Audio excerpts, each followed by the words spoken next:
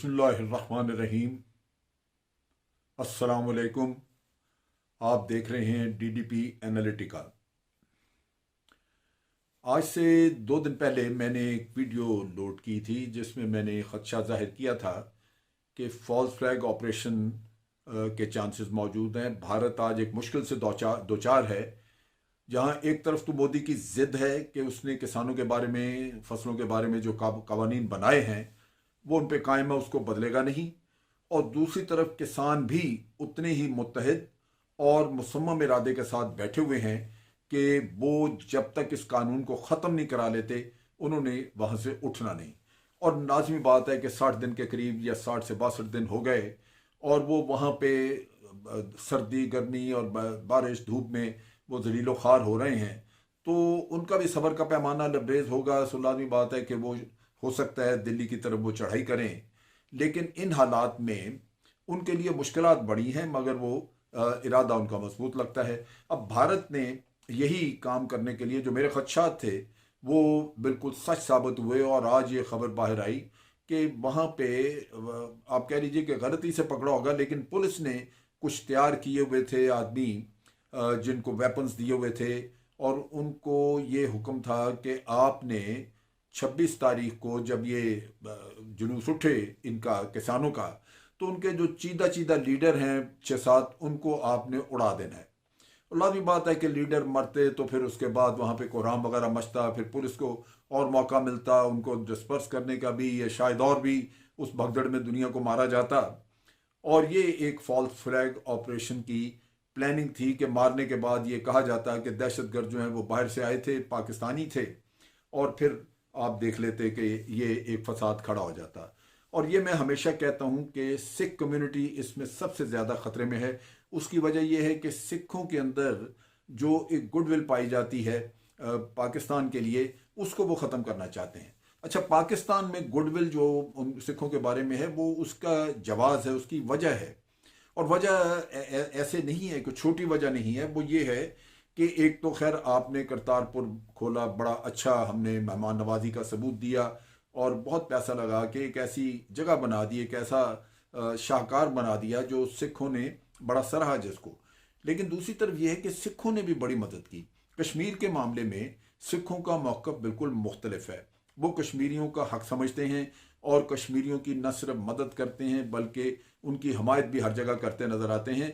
और पिछले दिनों जब कश्मीरियों के ऊपर हमले होने शुरू हुए और कश्मीरी बच्चियाँ बच्चे ये मुख्तलिफ यूनिवर्सिटीज़ में, मुख्तलिफ शहरों में पढ़ रहे थे, तो उनके लिए बाहर निकलना मुश्किल हो गया। उन ख़वातीन को, लड़कियों को ख़ास तौर पे बहुत मसाइल थे। तो इन सिख भाइयों ने उनको वहाँ से यूनिवर्सिटियों से ले लेके तो बाहिफाजत उनको उनके घरों तक कश्मीर में पहुँचाया, उनके घरों की हिफाजत की, लड़कियों की हिफाजत की।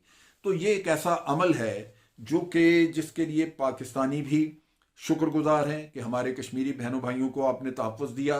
कश्मीरी हमारे न सिर्फ बहन भाई पाकिस्तान के शहरी हैं, वो तो नहीं मानते कि भारत की शरीयत तो नहीं मानते, लेकिन भारत को ये चीज़ें एक आंख नहीं भाती। मोदी ख़ास तौर पे जो मुतस्सब इंसान है, जिसकी आइडियोलॉजी आरएसएस की है, वो कतन ये कबूल नहीं कर सकता कि उसकी आबादी में या उसके मुल्क में रहने वाले सिख जो हैं वो उनके अंदर कोई खैर सगाली का जज्बा मौजूद हो, कोई हक और इंसाफ की बात करने वाला हो, और वो मुसलमानों के बारे में ये तो वो बर्दाश्त ही नहीं कर सकता।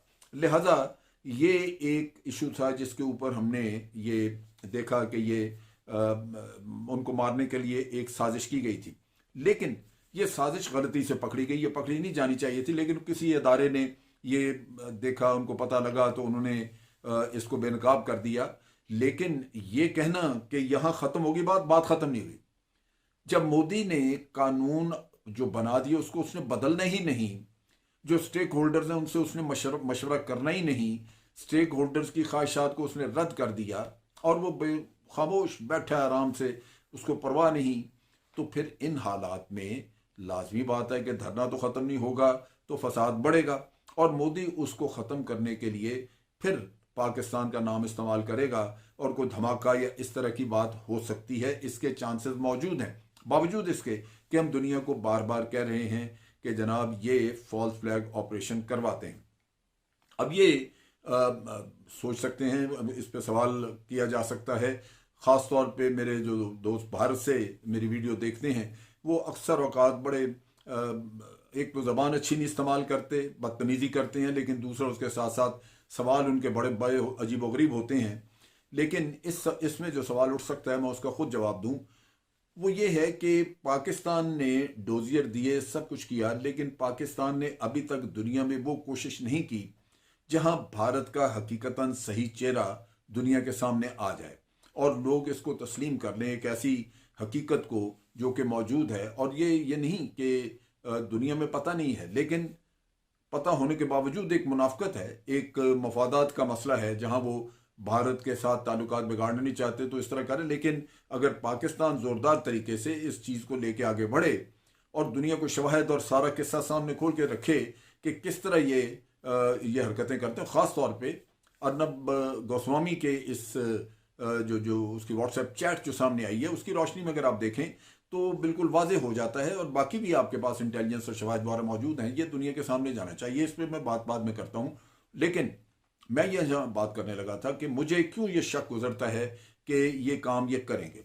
उसमें दो चीज़ें जो अभी सामने आई हैं। एक तो जो जनरल लॉयड जो कि इन्होंने जो बाइडन ने अपने सेक्रेटरी दिफा बनाए हैं, वहाँ पे उन्होंने जब अपनी कांग्रेस हेयरिंग हुई उनकी, तो उसमें उन्होंने पाकिस्तान के साथ ताल्लुकात की अहमियत का जिक्र किया, तारीफ की कि पाकिस्तान ने बड़ा नुकसान उठाया, उसमें सारी बातें करके तो आखिर में वही कि जनाब पाकिस्तान ने जो रखे हुए हैं टेररिस्ट वगैरह, प्रॉक्सीज वगैरह, उनके खिलाफ पाकिस्तान को एक्शन करना चाहिए ताकि वो हमसाया ममालिक में जाके ये कार्रवाई नहीं करे। ये वो भारत की जबान ये क्यों नहीं ख़त्म हुई?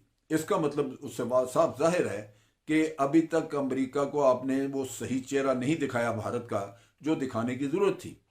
अब ये एक बात हुई। उसके बाद आप देखिए कि भारत के जो अपने आर्मी चीफ हैं नरवाने साहब, उन्होंने अभी अभी आर्मी डे मनाया उन्होंने, और आर्मी डे जो 2 दिन पहले मनाया गया उसमें उन्होंने तकरीर की और उन्होंने फिर कहा कि मैं वार्न करता हूँ पाकिस्तान ये दहशतगर्दी बंद करे, हम तैयार हैं, हम ये कर देंगे वो कर देंगे।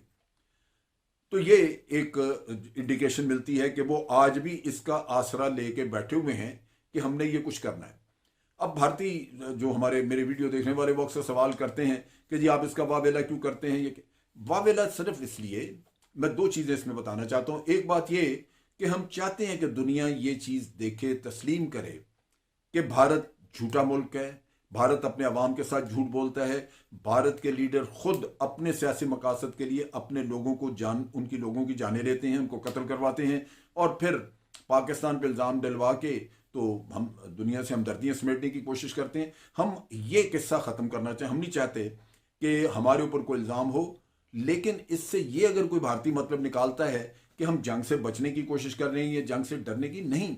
ये एक हकीकत है कि 2 आठवीं कुव्वतों के दरमियान अमूमन जंग नहीं हुई आज दिन तक, और उसकी वजह यही है कि दुनिया डरती है कि यह ना हो कि नौबत एटमी हथियारों की एक्सचेंज तक आ जाए और मुकम्मल तबाही हो जाए।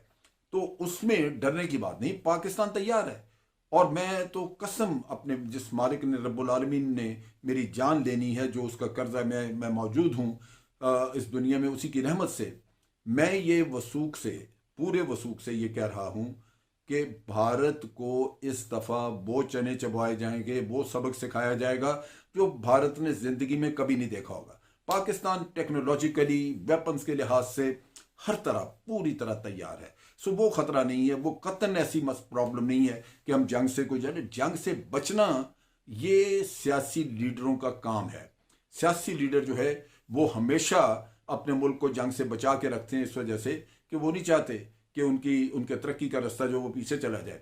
लेकिन फ़ौज ये नहीं करती, फ़ौज तैयार रहती है, फ़ौज हुक्म के लिए तैयार होती है, और फ़ौज जंग के लिए बिल्कुल उसका अपना एक मुसम्मम इरादा होता है, उसकी तैयारी, और वो मौजूद है। तो इंशाअल्लाह भारत को उस पर तो नहीं, लेकिन जो दूसरा उसका जो बेईमानी और जो वो मैं कह रहा हूं कि भारत जो हम दुनिया को धोखा देने का, झूठ और धोखा देने का अपने अवाम को और दुनिया को जो काम कर रहा है, उसको खोलना हर सूरत पाकिस्तान की जिम्मेदारी है। और मेरे ख्याल के मुताबिक हमारा फॉरेन ऑफिस, हमारी हुकूमत इस पे बहुत काम नहीं कर रही।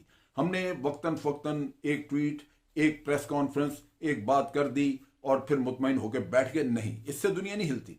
दुनिया को झंझोड़ने की ज़रूरत होती है, मुहिम चलाने की ज़रूरत होती है। आज शवाहिद बेतहाशा है, कुदरत का काम है, रोज़ाना भारत का एक झूठ खुल रहा है। मैंने कुछ दिन पहले, 2 दिन 3 दिन पहले जिस वीडियो में मैंने पेशीन गोई की थी, मैंने खदशा जाहिर किया था कि भारत करेगा एक फॉल्स फ्लैग, उसकी एक किस्त आज आ गई है।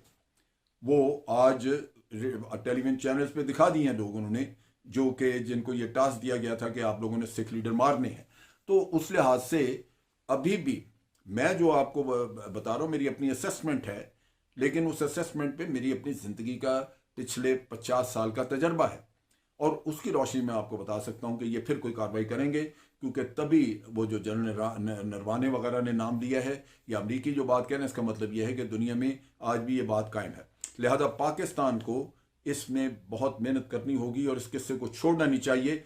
सिखों को ख़ास तौर पर यकीन दहानी करानी चाहिए, उनको पता होना चाहिए कि हम उन्हें कश्मीर के नुक्ता के निगाह से अगर देखें तो हम उन्हें मोहसिन समझते हैं, अपने दोस्त समझते हैं, भाई समझते हैं, और सवाल ही पैदा नहीं होता कि उनके किसी एक भी जान के खिलाफ कोई काम किया जाए।